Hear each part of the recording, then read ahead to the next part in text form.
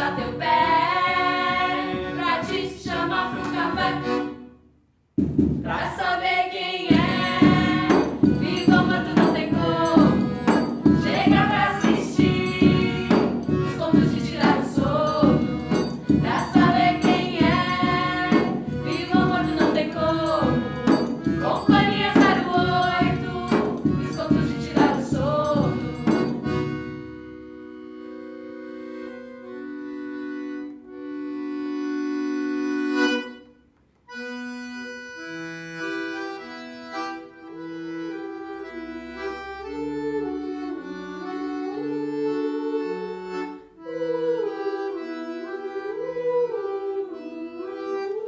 Senhoras e senhores, meninas, vivos e mortos, olá! Uma vez por ano, os mortos saem da tumba para passear. Eles podem vir puxar seu pé, muitas vezes só para te chamar para tomar um café. Mas se tem uma coisa que os mortos gostam de verdade, é de contar histórias para crianças de qualquer idade. Por exemplo, tem aquela do Papa Figo, um monstro que ontem mesmo foi almoçar comigo. Tem a do bicho do lago e a do bicho papão, monstros que ninguém nunca capturou não. Tem a da Maria Angula, que carne humana cozinhou. Tem a da máquina maldita que destruiu tudo que fotografou. E tem também a do Zé Malandro, pra contar essa daí só mesmo cantando. São tantas histórias pra conhecer, tanta gente que pra saber quem é vivo e quem é morto nem tem como. São os contos de tirar o sono. Então, vamos logo começar? Quando chegarmos ao fim, vamos logo terminar!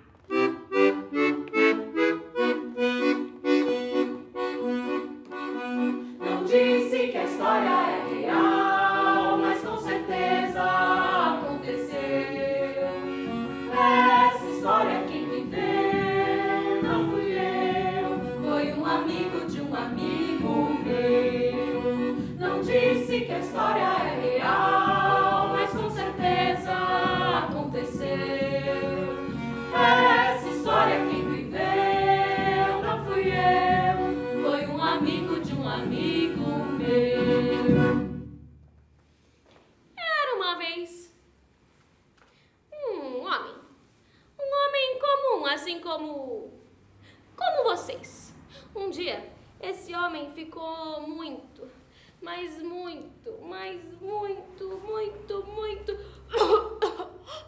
doente.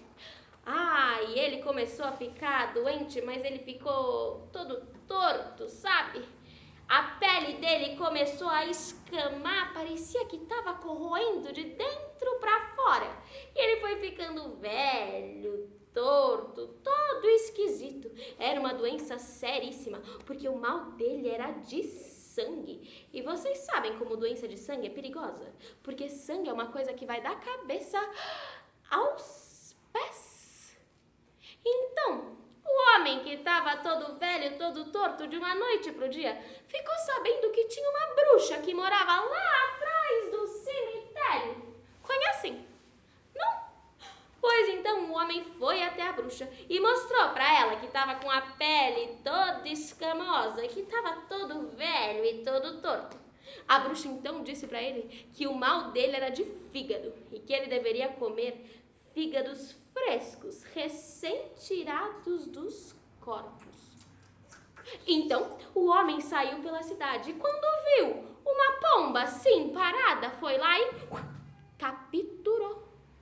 Abriu o bicho, procurou entre as entranhas dele e quando achou o fígado, engoliu tudo de uma só vez. E foi fazendo isso com todos os animais que encontrava, os cachorros, os gatos, todos os animais perdidos. E as pessoas da cidade começaram a perceber que os bichos apareciam mortos, sem o fígado. E começaram a chamar o tal homem de Papa Figo. Mas Papa Figo comia e continuava todo velho, todo torto. Até que decidiu voltar até a bruxa. Quando chegou lá, falou que estava igual. E ela olhou bem nos olhos dele e disse: Mas o seu problema é de fígado de gente, não de fígado de bicho. Então, ele esperou anoitecer, pegou um saco preto bem grande e quando viu um homem cambaleando de um lado pro outro, de um lado pro outro, abriu bem o saco e capturou. Só que o homem começou a se mexer e escapou. Então ele começou a pensar que talvez devesse capturar pessoas menorzinhas, sabe? Crianças, isso mesmo. Então toda vez que viu uma criança sozinha, longe dos pais, que tinha atravessado a rua para pegar uma bola, ele ia silencioso atrás dela, abria o saco e o resto do que ele fazia vocês já sabem. Ah, mas essa história foi há tanto tempo atrás. Mas sabe que ainda hoje eu às vezes vejo um homem todo velho, todo torto, andando pela rua arrastando um saco preto pelo chão. Eu nunca tive coragem de ver o que tinha dentro. Eu não sei vocês. O homem do saco, o homem do saco, o homem do saco, o homem do saco, o homem do saco, o homem do saco, o homem do saco, o homem do saco, o homem do saco, o homem do saco. Eu vou contar pra vocês uma história que eu ouvi de um amigo do primo do meu tio. Ele contou pra mim a história de um parque que fica perto daqui. Eu não sei se vocês já foram até lá, mas hoje em dia ele tá bem bonito. Acontece que nesse parque tem um lago que era o lar de vários monstrinhos. Esses monstrinhos fizeram um acordo com as crianças que brincavam por lá. Eles não iam se esconder embaixo das suas camas para assustá-las, contanto que elas brincassem com eles. E assim, a convivência nesse lago era até que muito bem agradável. Até que um dia, enquanto crianças e monstrinhos brincavam, começaram a ouvir um barulho um pouco estranho vindo de dentro do lago. Uma coisa que ninguém tinha ouvido antes. Era como se o lago tivesse borbulhando. Acontece que há muitos anos atrás tinha uma antiga lenda sobre esse lago do grande monstro que hibernava lá. Só que essa lenda era tão antiga que ninguém sabia mais se era verdade ou se era mentira. O que eu sei é que nesse dia esse monstro resolveu aparecer. E ele foi saindo, soltando escama. Os olhos ainda estavam fechados da areia da manhã e os dentes eram tão amarelos, que não podia olhar muito com perigo de cegar os olhos. Esse monstro levantou com fome. Olhou assim, ainda meio embaçado, aquelas criancinhas e aqueles monstrinhos e abocanhou. Todos de uma vez só. Essa história foi ficando bem famosa e aos poucos ninguém mais aparecia por lá. Até que um dia uma família meio desavisada, coitada, foi passear nesse parque. A criança dessa família achou que o lago era o lugar perfeito para brincar com a sua bola. Tava lá brincando até que o sol desapareceu. Ela olhou para um lado, não viu nada. Olhou para o outro, também não viu nada. Olhou para baixo e viu que na verdade era uma sombra que estava escondendo o sol. E quando ela olhou para cima, o monstro abocanhou ela e a bola de uma vez só. Só que chegando dentro da barriga desse monstro, ela encontrou várias outras crianças e alguns monstrinhos, muito menos aterrorizantes do que aquele outro grande monstro. Os monstrinhos, por sua vez, ficaram muito felizes que a criança tinha levado uma bola e começaram a brincar de batata quente, de vôlei, de futebol, basquete. Por dentro da barriga do monstro estava tudo muito bem. Mas por fora, ele começou a se sentir meio mal. Tava meio enjoado, assim, a barriga pro lado, pro outro. Era como se ele fosse... Como se ele fosse...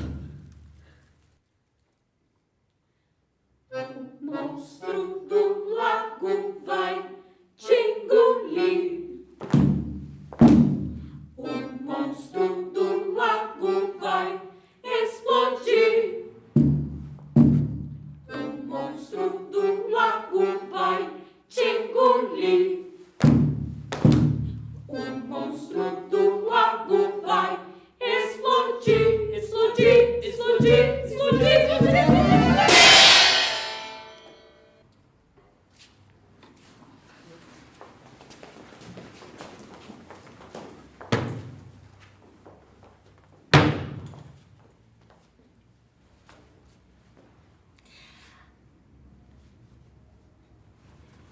A história que eu vou contar para vocês é a história da Mariangula. Mariangula era uma menina muito jovem, muito bonita inclusive, mas era uma menina que achava que tinha a capacidade de tirar proveito de todas as pessoas e de todas as situações. Bom, Mariangula chegou numa idade em que ela percebeu que ela precisava se casar, porque na época dela casava-se cedo. E Mariangula, como não era boba nem nada, foi atrás do herdeiro mais rico da cidade e descobriu o que o moço mais gostava. E eis que o tal do moço gostava de comida. Tudo quanto era tipo de comida. Comida salgada, doce, bebida, tudo quanto era comida ele gostava. E Mariangula não perdeu tempo. Tudo quanto era prato que ela era capaz de imaginar, ela dizia para o moço que era capaz de fazer. E a conversa mole da Mariangula surtiu efeito. E logo os dois se casaram. E foi no primeiro dia de casada que começaram as aflições da Mariangula. A Mariangula acordou junto com seu marido, que se preparava para sair para trabalhar. E antes de sair, ele disse: Mariangula, meu amor, sabe que desde que você me contou daquela costelinha de porco com molho barbecue, ai, com semente de mostarda por cima, nossa, eu não paro de pensar nisso, Mariangula. Eu nunca te pedi nada. Você faria isso de jantar para mim? Por favor. Mariangula se viu numa situação em que ela não podia exatamente explicar que, na verdade, ela não tinha a menor ideia de como se fazia o raio da costelinha.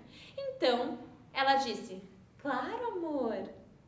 E assim que o seu marido fechou a porta, ela percebeu que estava numa grande enrascada.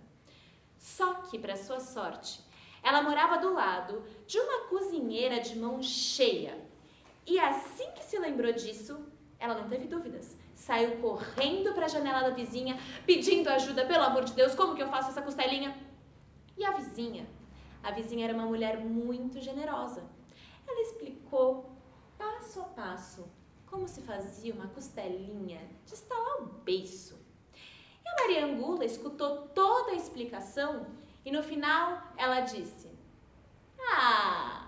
mas isso eu já sabia. E foi embora correndo para não esquecer de nada do que ela tinha escutado e fazer exatamente o que ela tinha ouvido.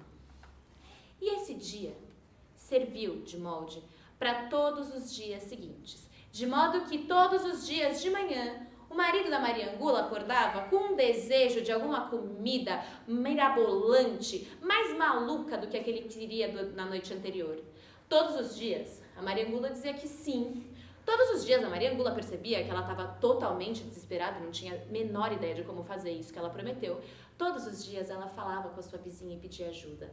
Todos os dias a vizinha ajudava ela e todos os dias a Mariangula dizia como resposta: mas isso eu já sabia.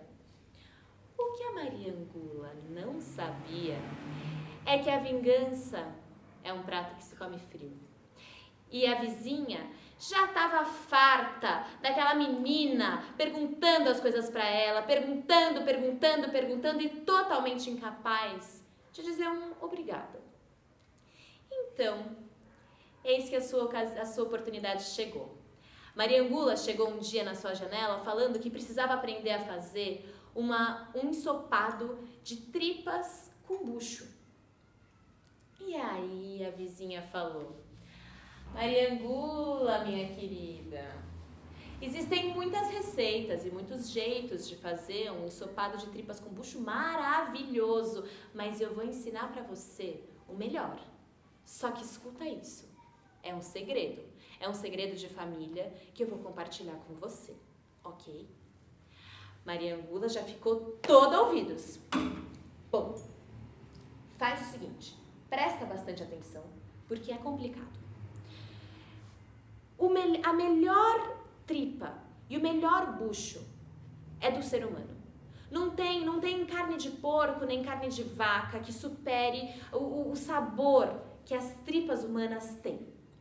Por isso, Mariangula, assim que anoitecer, você vá para o cemitério e escolha um defunto que tenha morrido entre ontem e hoje. Mais do que isso, realmente acho que a carne não fica legal.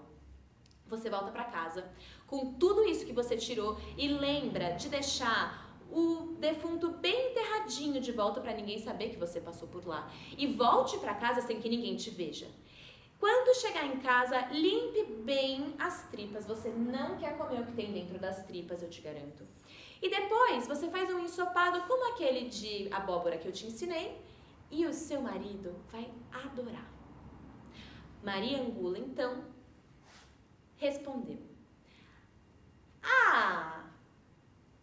mas isso eu já sabia. E pelo sim, pelo não, fez o que a vizinha explicou. Lá foi ela, então, assim que caiu a noite, no cemitério. Escolheu um defunto que não tinha nada a ver com aquela história. E ela desenterrou o defunto e mal enterrou de volta o defunto, ele ficou todo desorganizado.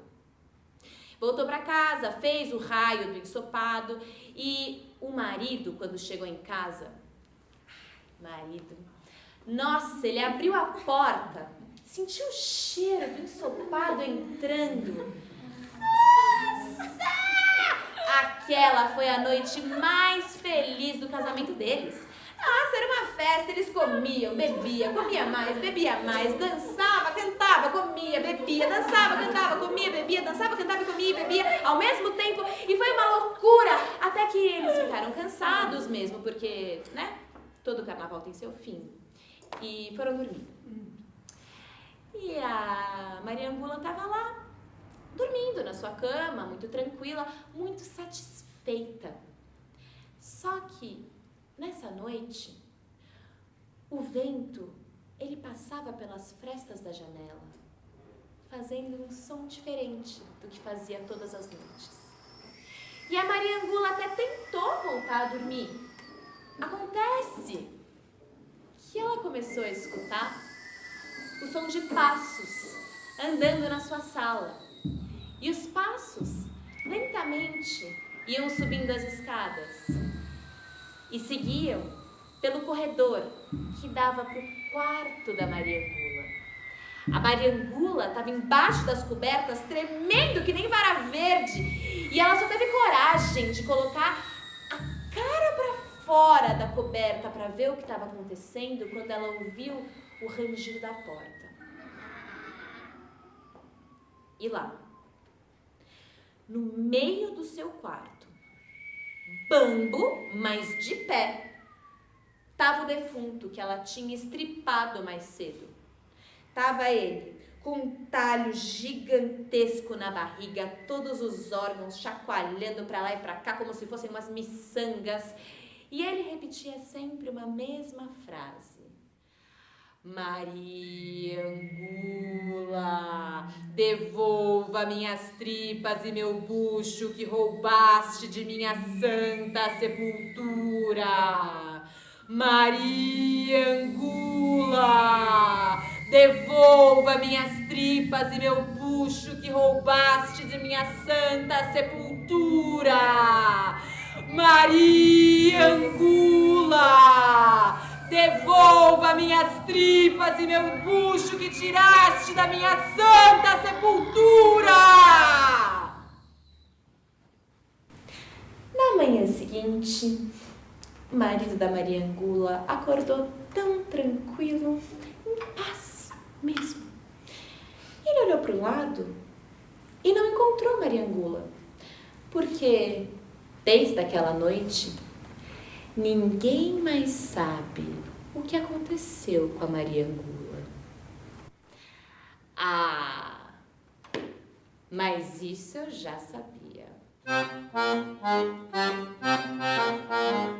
Mariangula, língua de guia, contava lorota todo santo dia. Mariangula, língua de guia, sempre falava, mas isso eu já sabia. Mariangula, língua de guia, contava lorota todo santo dia. Mariangula, língua de guia, sempre falava, Mas isso eu já sabia.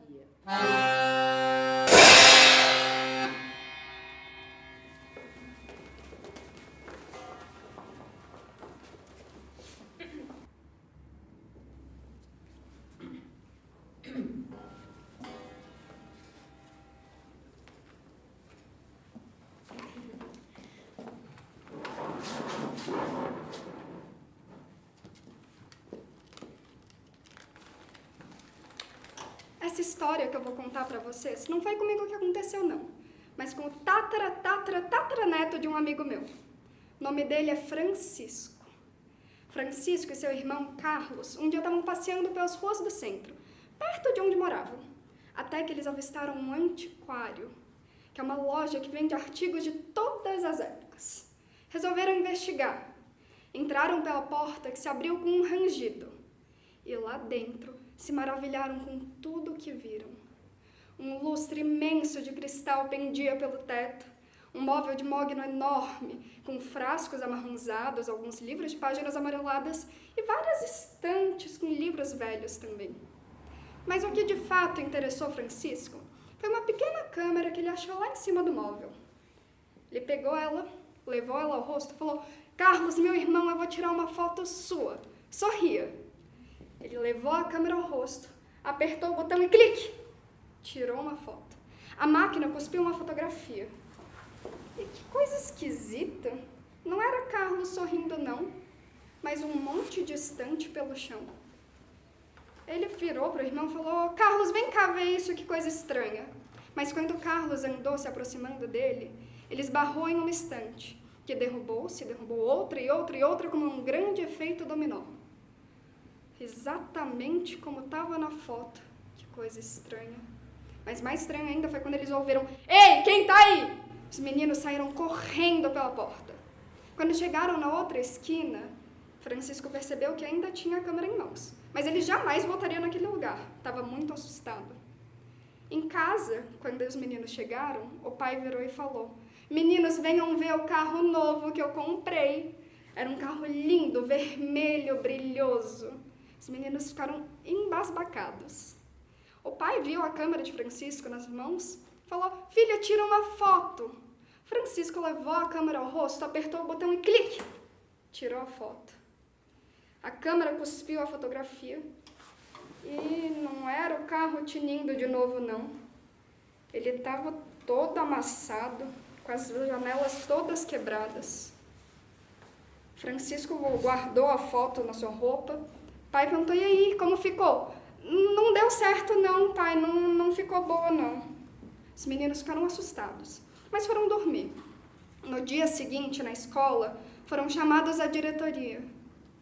O pai tinha sofrido um acidente de carro terrível. Quando os meninos chegaram em casa, puderam ver pela televisão e não é que estava exatamente igual na fotografia.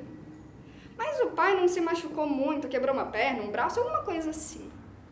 Os meninos ficaram um pouco assustados. Será que aquela câmera previa o futuro? Ou será que ela destruía o futuro? Resolveram escondê-la no quarto. Mas pelo que eles não esperavam, era que a mãe encontraria a câmera. Então, quando Carlos estava estudando em cima da cama, a mãe pegou a câmera, levou ela ao rosto, apertou o botão e clique! Tirou uma foto. Francisco pegou a foto da mãe. E não é que aquela foto não tinha Carlos sorrindo, não. ele não estava lá. Na cama não tinha ninguém. Francisco, com o coração a mil, desceu correndo pela escada. Foi para o quintal respirar um pouco. Mais tarde, naquele mesmo dia, a mãe chamou os meninos para jantar. Só Francisco foi. Carlos não apareceu, não. Francisco, meu filho, vai chamar seu irmão? Mas então, quando Francisco foi procurar Carlos, ele não estava no quarto, não estava na sala, não estava no quintal, não estava no banheiro, nem no quarto dos pais. Ele não estava em lugar nenhum. De Carlos a gente não ouviu falar mais.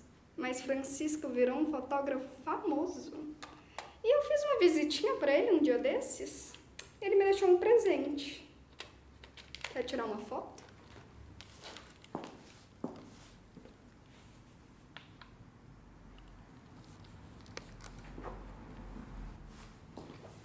Eu vou contar para vocês a história do bicho-papão. Eu sei. Todo mundo aqui conhece o bicho-papão. E eu sei que se eu perguntar para cada um de vocês, cada um vai me contar uma história diferente sobre esse bicho. E se vocês me perguntarem qual história é verdadeira, a resposta é todas. Tudo que vocês já ouviram falar sobre o bicho-papão é verdade. Isso porque ele é uma criatura que sempre se transforma. O bicho-papão é uma criatura das mais inteligentes que tem. Ele consegue se transformar naquilo que você mais tem medo. Eu, por exemplo, pessoalmente, morro de medo de aranha. E eu sei, quando eu vejo umas aranhas por aí, eu tenho certeza que é o bicho-papão disfarçado de aranha para me assustar. Vocês têm medo de quê? Tubarão. É de barata, barata. Barata? Que barata, tubarão? Vocês têm medo de alguma coisa? Escuro. Mosquito da dengue. Escuro, mosquito da dengue? Sabe que ouvindo isso daqui, eu lembrei de uma história de um amigo meu que me ensinou como a gente faz para enfrentar um bicho-papão. Todas as noites, antes de dormir, esse amigo ouvia um barulho estranho que vinha dentro do armário dele. Todas as noites ele chorava de medo até acabar dormindo. Uma noite, quando o barulho começou, ele decidiu enfrentar esse medo.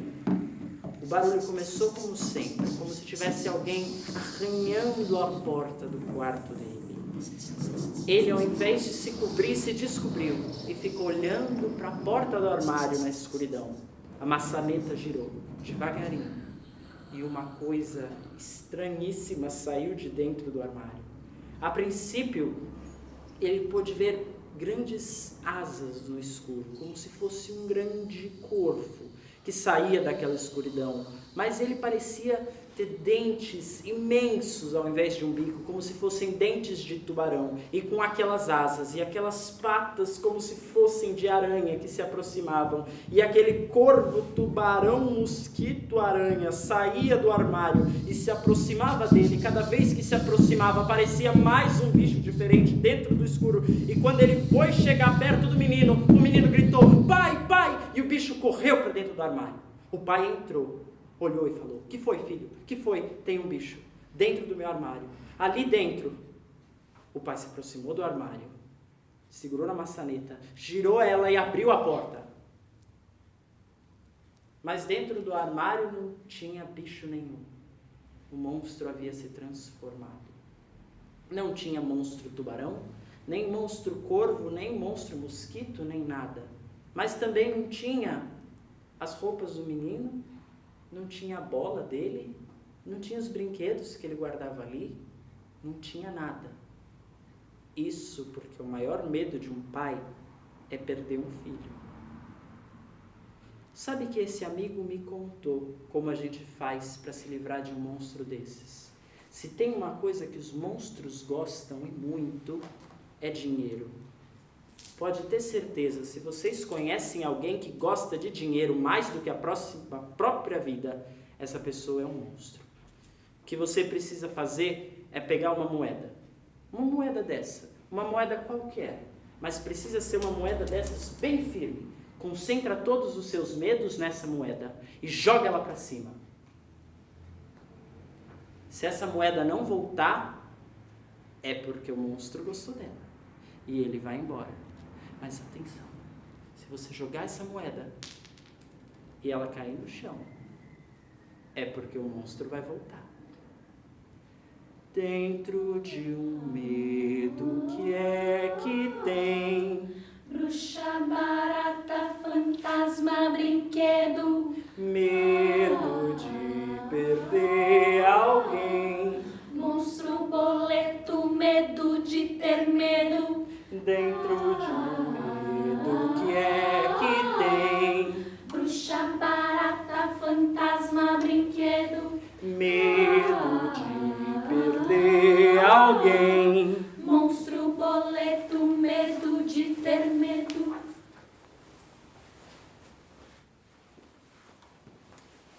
Com licença, boa tarde. A história que eu vou contar pra vocês não aconteceu com um amigo de amigo meu nenhum, não. A história que eu vou contar pra vocês, eu vi foi nas cartas. Alô? Oi, Morgana. Morgana, eu tô...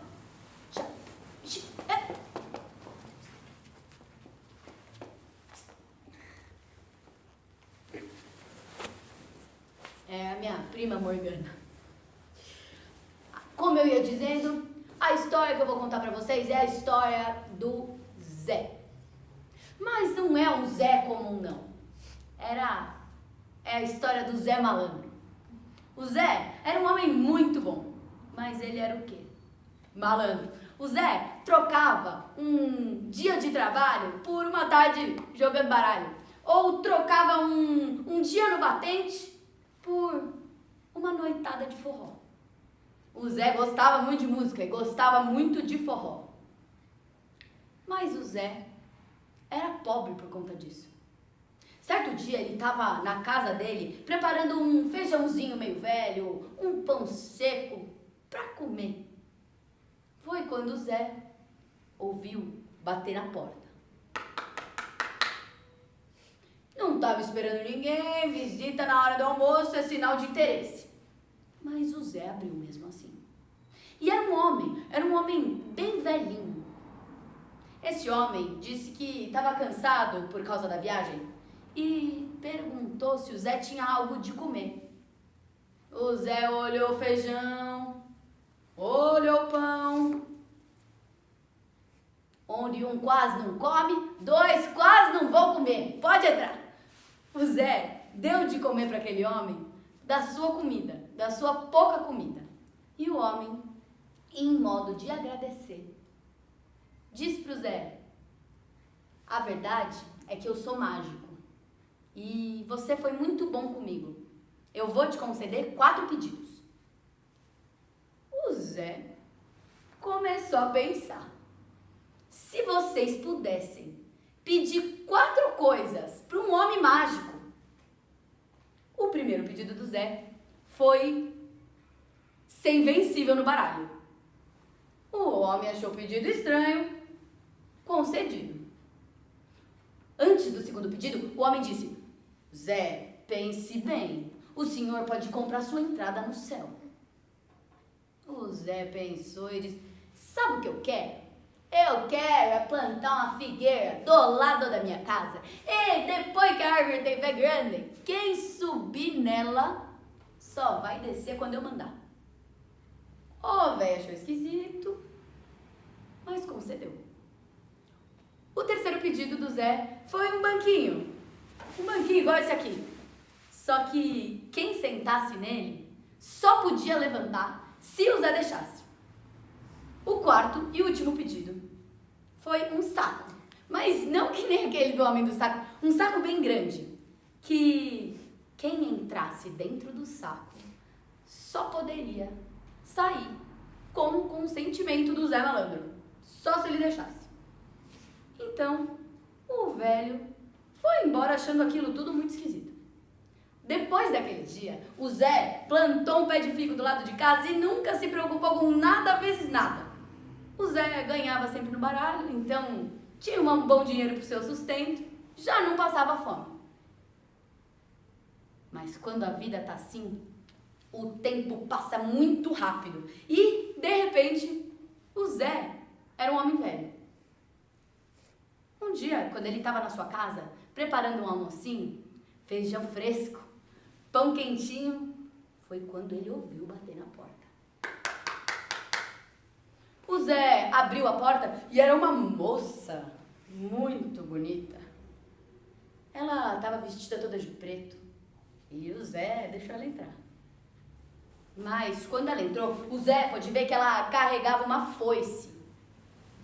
O Zé entendeu bem. Aquela ali era a morte. A morte era muito delicada e tentou explicar pro Zé que já era a hora dele. Ele tentou desconversar, fazer as malandragens que ele sempre fazia. A morte disse: Zé, é você mesmo. Pode arrumar suas coisas. Então, o Zé, com lágrima nos olhos, disse: Ô, dona Morte, mas por favor, a senhora tem que me conceder um último pedido. E a Morte disse: bom, eu estou acostumada com esse tipo de coisa. Qual o seu pedido, Zé Malandro? Mas eu queria comer um figo. A Morte falou: coma seu figo, Zé Malandro, não demore, porque eu tenho mais gente na minha lista. Mas sabe o que é, dona Morte? É que tem que subir na figueira pra pegar o figo. Porque eu tô muito velho. Eu tô todo enervado. A senhora sobe por mim? E a Morte, muito doce e delicada, subiu na figueira. Quando ela terminou de escalar o último galho, o Zé Malandro pegou sua zabumba e foi pro forró. O Zé Malandro voltou na manhã seguinte. A Morte, que era muito pálida, estava queimando no sol das 9. Começou a gritar e falou: Zé Malandro, o que o senhor quer para me tirar daqui? O Zé Malandro pensou bem, embaralhou suas cartas e disse: eu quero mais 7 anos de vida. A Morte percebeu que não havia mais o que fazer e concedeu seu pedido. Então, o Zé Malandro viveu mais 7 anos. Uma vida feliz, alegre, contente, com muito forró e baralho. Então, o Zé Malandro nem percebeu que esses 7 anos estavam chegando no fim. No dia que completou 7 anos, ele ouviu bater na porta. E dessa vez não era a Morte, era um homem bonito, de chapéu. E quando esse homem tirou o chapéu, o Zé Malandro pôde ver que crescia na cabeça dele 2 chifres. Qualquer semelhança pode não ser coincidência. Esse homem, então, disse: ô Zé, a dona Morte, ela ficou um pouco traumatizada e, bom, fui eu que vim te levar. Prazer, diabo. Então, o Zé Malandro olhou pro diabo e disse: ai, sabe o que é, seu diabo? É que eu queria te fazer um último pedido. O diabo, que já conhecia a história da Morte, disse: não vou subir em figueira coisa nenhuma, senhor Zé Malandro. Não é figueira não, seu diabo. É que eu tô com sede. Eu queria molhar minha garganta com um golinho de cachaça.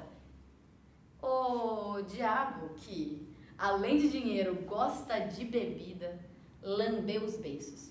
O diabo disse: bom, pega 2 copos, me serve uma dose também. Mas é claro, seu diabo. Senta aqui nesse banquinho. Empurrou um banquinho pro diabo sentar. O diabo sentou e tomou a cachaça. Depois que ele tomou a cachaça, o Zé Malandro deu uma gargalhada e foi jogar baralho no centro da cidade. O diabo tentou se levantar para seguir, mas ele não conseguia, ele estava preso. Quando o Zé Malandro voltou, os cascos do diabo tinham feito buraco no chão da sala. Diabo tem casco, né? Vocês sabem. O Zé Malandro disse: olha, senhor diabo, a gente pode negociar. Eu quero mais 7 anos. O diabo sabia que aquilo era verdade. Já tinha ficado lá a noite toda. Então, o diabo topou o acordo. 7 anos depois, o Zé Malandro já estava esperando. Ele sabia que o diabo ia vir. Então, ele deixou tudo preparado. Ele fechou todas as portas e janelas da casa, com exceção de uma. Ele deixou a janela do quarto entreaberta, apagou as luzes, botou um saco aberto na janela, bem com a boca bem aberta, e se escondeu atrás da cama. Ele ficou observando. Foi quando ele ouviu um barulho de passo. Mas aí ele começou a perceber que tinha mais passo do que para uma pessoa só. Tinham 4 pés.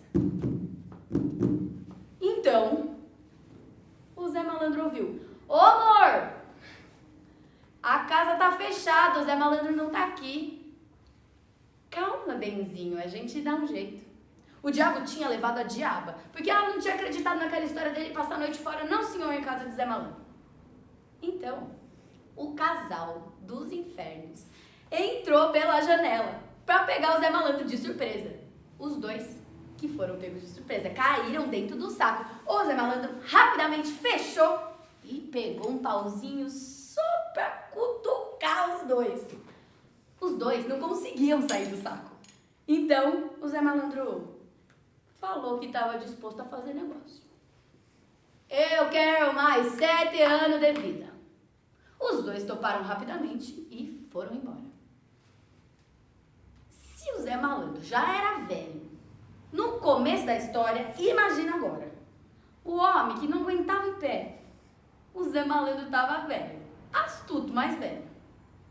Então, antes de dar esses 7 anos, o Zé Malandro decidiu guardar seu baralho, abotoar o paletó. O Zé Malandro bateu as botas, dormiu e não acordou. Foi então que o Zé Malandro foi pro céu, bateu na porta e o santo encarregado da chave disse que ele não podia ficar ali. O Zé Malandro tinha feito zombaria com todo mundo, com a morte, com o diabo, com a diaba. Ô, seu Zé Malandro, pecado é o que não falta nessa sua lista. Você não pode ficar aqui.